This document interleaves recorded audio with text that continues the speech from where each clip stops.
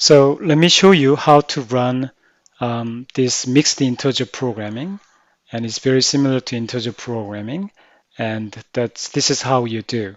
So first of all, you set everything up. Here's objective function, and you have variable x and y, Xylene, and the hexol variable, and variables. These are going to be changing. So changing variables are right here. Coefficient $85 per one bag of xylene, and then $1.50 from hexol.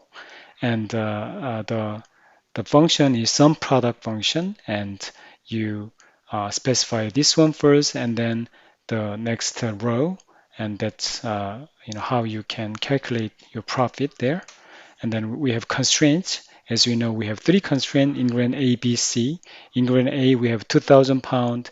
Ingredient B, 8,000 pound. Ingredient C, 200 pounds. And I just typed all these coefficient in according to this table. And the left-hand side is sum product of this and that. And I just added these dollar signs in here because I'm going to fix this location and just drag it down like this, right? So that's easily set this um, linear program up. And if you have done that, now you are ready to run linear programming. And what you do is you go to data and click on solver, and solver comes up, and here you are going to set objective L7 in my case. So you're going to click on that, and then the changing cells are L4 to M4 right here. So I set it up like here.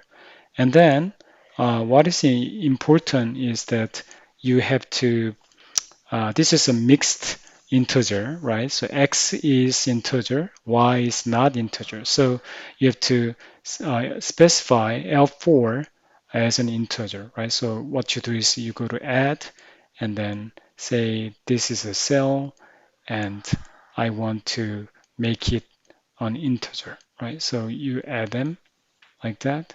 And then it's the same thing, so I'm going to just delete one of them. If you are working with x, y, and both of them are integer, then in that case, you have to specify x and y, and both of them are integers. Then you are saying that both variables are integer, and that's how you are specifying your uh, problem. And at the time, I'm going to say that this is not correct, so I'm going to just delete that. And then if you're ready, make sure that this is a non-negative, you check on it, and then simplex method you are going to be using, and click on solve, and it's going to solve the problem for you, and boom, you have answer.